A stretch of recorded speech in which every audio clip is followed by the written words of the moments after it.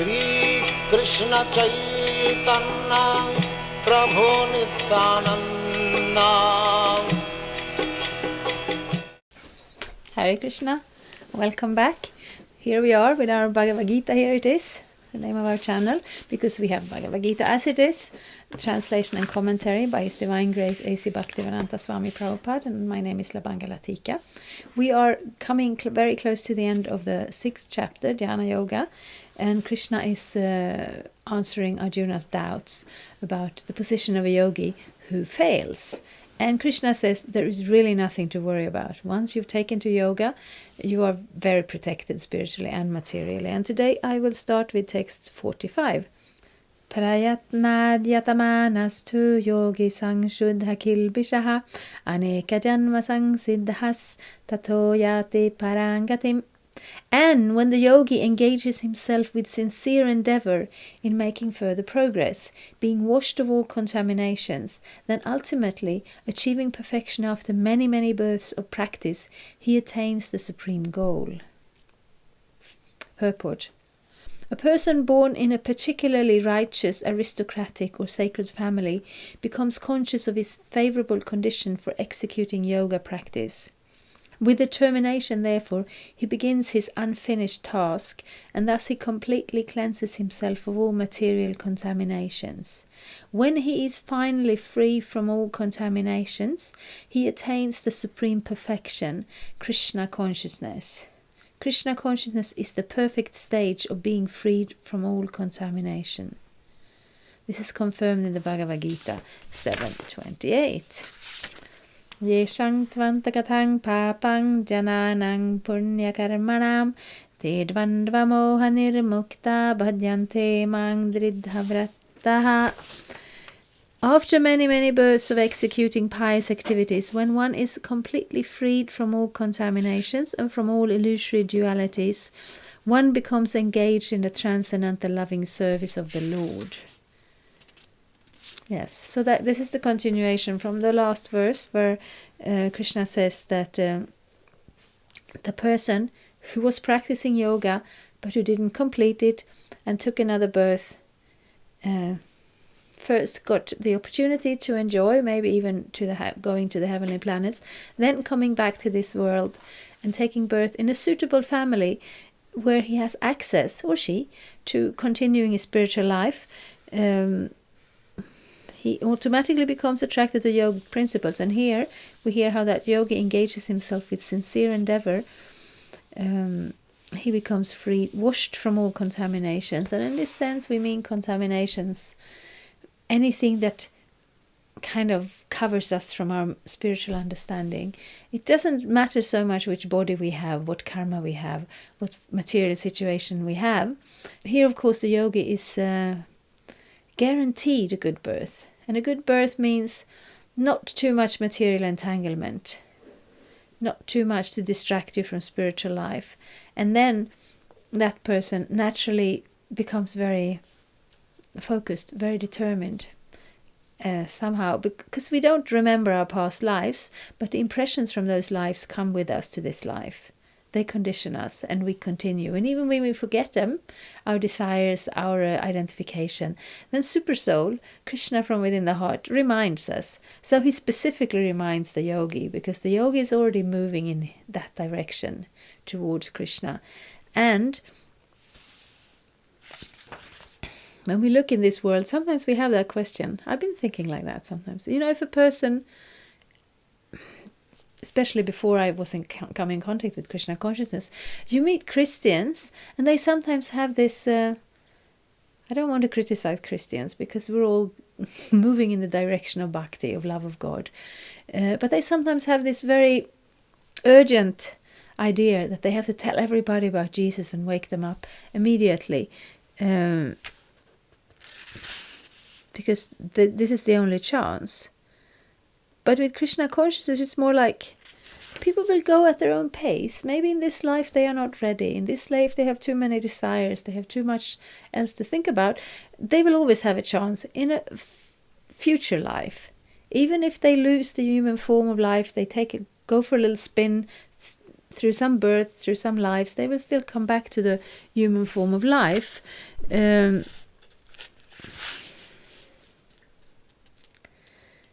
But as long as we're in this material body, and as long as we are identifying with this material body, this will, I can say it like that, it's just one thing. As long as you identify with this material body, you're covered.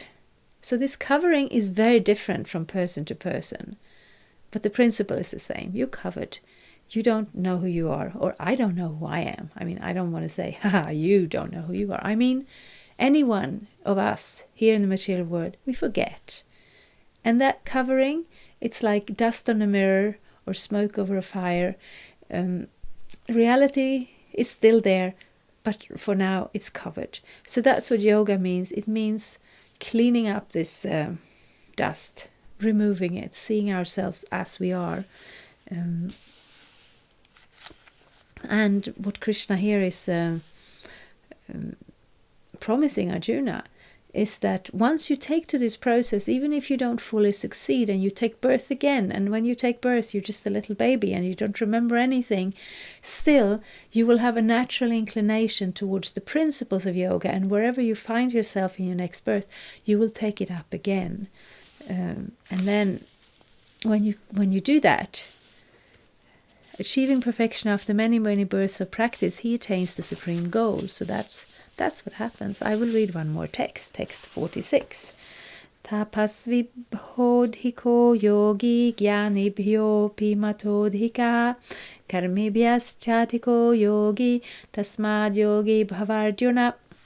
A yogi is greater than the ascetic, greater than the empiricist, and greater than the fruitive worker. Therefore, O Arjuna, in all circumstances be a yogi. So the words here is a tapasvi, or a jnani, or a karmi, which describes different processes.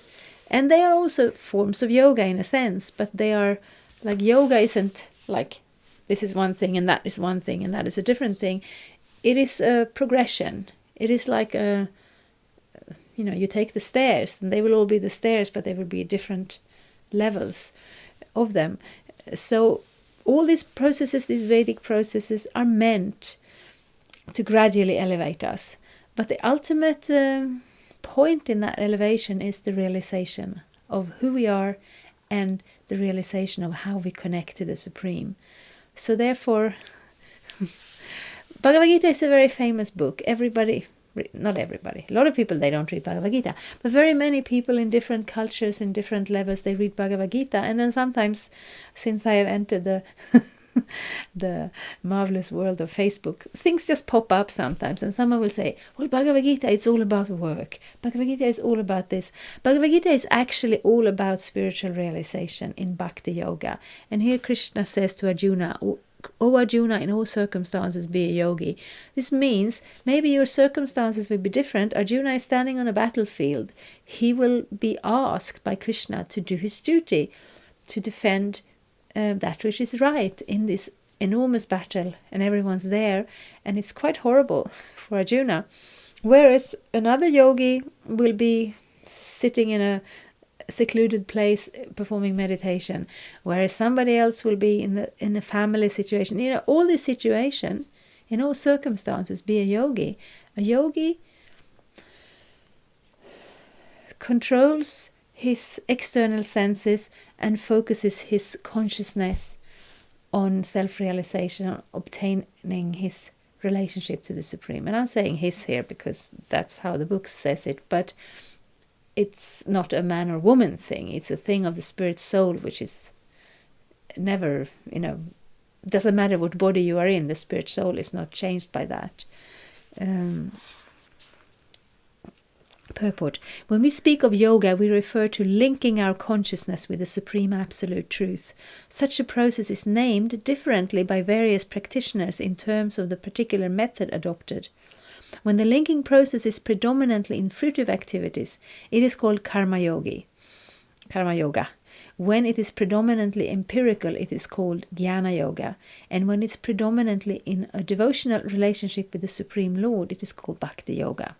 Bhakti yoga or Krishna consciousness is the ultimate perfection of all yogas, as will be explained in the next verse. The Lord has confirmed herein the superiority of yoga, but he has not mentioned that it is better than Bhakti yoga. Bhakti yoga is full spiritual knowledge, and therefore nothing can excel it. Asceticism without self-knowledge is imperfect. Empiric knowledge without surrender to the Supreme Lord is also imperfect. And fruity work without Krishna consciousness is a waste of time. Therefore, the most highly praised form of yoga performance mentioned here is Bhakti yoga, and this is still more clearly explained in the next verse. What more can I say? This is so clear. This is so practical. We have all these different methods. The Vedic structure is you have karma yoga where people do their activities, and very often with the hope of gaining material success this life or the next. But also we have 2 chapters named karma yoga here actually. One is more about the nature of activity and the result of activities, and one is more focused on activities in devotional service in Krishna consciousness. Then you have austerity, being an ascetic, which is a way of gaining certain powers and attaining certain levels in this life. And the empiricist, Jnani, is somebody who studies knowledge, but is specifically in the Vedas, it's Vedic knowledge, and there is also some regulations how to live your life. But ultimately, these processes look very different. But ultimately, the goal is self-realization. And self-realization is never perfect until we come to the level where we actually connect with the Supreme, with Krishna. Because it's like, if we say in the morning, we wake up and we see ourselves. But we see ourselves because the sun is also up. So then it gets light and we can see ourselves and we can see the sun. Of course, we also have lamps, yes. But for as an example, it still makes sense. So when we realize ourselves, it is in connection with the Supreme Self, with Krishna. Because there is no difference. How to say? Of course there is a difference. Krishna is God and we are a very tiny little living entity who easily get lost in this material world. But what I mean to say, there is no difference it is not possible to realize ourselves without realizing our connection to the Supreme, because we are nothing but those little tiny servants of God who have that love and have that relationship of loving service. That is the complete self-realization. And when we are not comfortable with that conclusion, we're welcome to stay in this material world and we're welcome to try all the other methods. But when we become completely sincere about making this life the last, making this life perfect and complete, then we are very happy to receive the information from Krishna in the Bhagavad-gita, along with the method of realizing that it's not just information.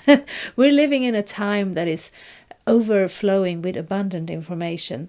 That doesn't do anything for our spiritual development, really. So if we have information about Bhagavad-gita, that's all very nice. But we also want to put it in practice, and we also want to realize that knowledge by taking up the process of Krishna consciousness. But here at least Krishna gives us very clearly, he gives us this knowledge, this guarantee, that this is actually spiritual life. This is actually the best priority to have in the human form of life. If we don't take to it, well, Krishna has given us free will. Krishna has given us this world. We can live in this world for as long as we like. But when we come to that point, where we come to that threshold, where we come to that position of existential questioning, who am I? What is the meaning of life? Where are we going to, and where do we come from? Then Bhagavad-gita gives us answers, but not just answers of intellectual knowledge, but an actual process to achieve them. And the knowledge here also isn't just intellectual knowledge, it's also real personal emotional knowledge of what we have, what like we have a right to that loving relationship to the Supreme Personality of Godhead. We just have to take to it. Thank you very much, Hare Krishna. And below this video you also find a little box with information, links. Take a look. And if you want to leave a question or a comment, I would appreciate it very much. I answer all questions from real actual people who don't just pop up and say hi. If you do that, I don't believe you exist.